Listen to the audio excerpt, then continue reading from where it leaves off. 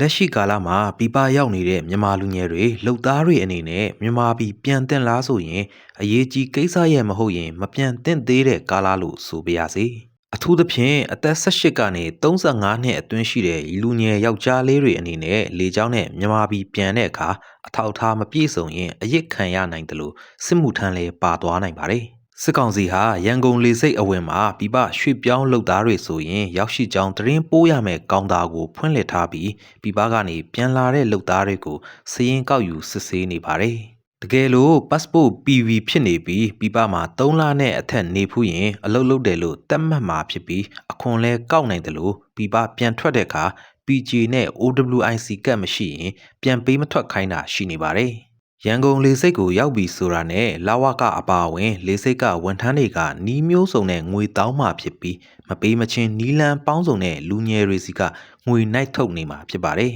။မအူမလဲပုံစံလေးဖြစ်နေရင်အသက်ကိုကြည့်ပြီးမေးစရာရှိတယ်ဆိုကစစ်မှုထမ်းဖို့စုဆောင်းနိုင်တယ်လို့အပြင်ကတက္ကစီအငှားသမားတွေနဲ့ပေါင်းပြီးရိုက်စားလုပ်ကစစ်မှုထမ်းဖို့ခေါ်ဆောင်သွားနိုင်ပါတယ်။ပြပမှာနှစ်ရှည်လုံနေကြသူတွေအနေနဲ့ပြီးတော့ခိတပြန်ရင်အလုတ်စီကထောက်ခံစာခွင့်စာတွေအသွားအပြန်လက်မှတ်တွေတေချာပြင်ထားတင်ပြီး OWIC ကတ်ကိုတန်ယုံတွေမှာရမရမေးမြန်းတင်ပါတယ်မဟုတ်ရင်ပြန်ထွက်တဲ့အခါ passport က PJ ဖြစ်မနေလို့ OWIC ကတ်မရှိလို့ဆိုတဲ့အကြောင်းပြချက်တွေနဲ့လေရင်ပေါ်ပေးမသက်တဲ့ဖြစ်စဉ်တွေများနေပြီးတချို့ကငွေနဲ့ဖြည့်ရှင်းပြီးဖြတ်တန်းနေကြရပါတယ်လက်ရှိကာလမှာရန်ကုန်မန္တလေးတို့လိုမြို့ပေါ်တွေသာလုံခြုံမှုအနှဲငယ်ရှိပြီးနေခင်းပေါ်တာမဆွဲပေမဲ့ကြီးလက်နယ်တွေကိုတွားမယ်ဆိုရင်လမ်းတွေမှာအစစ်ဆေးခံရနိုင်ပြီးအခန့်မသိရင်စစ်မှုထမ်းခံရနိုင်ပါတယ်။ဒါကြောင့်တာရေးနာရေးနဲ့အရေးကြီးကိစ္စရဲ့မဟုတ်ရင်ပြပရောက်သူတွေအနေနဲ့မြန်မာပြည်ပြန်တာတတိထားတင်ပြီးတော့ကြုံစုံလာရမယ့်အခက်အခဲကို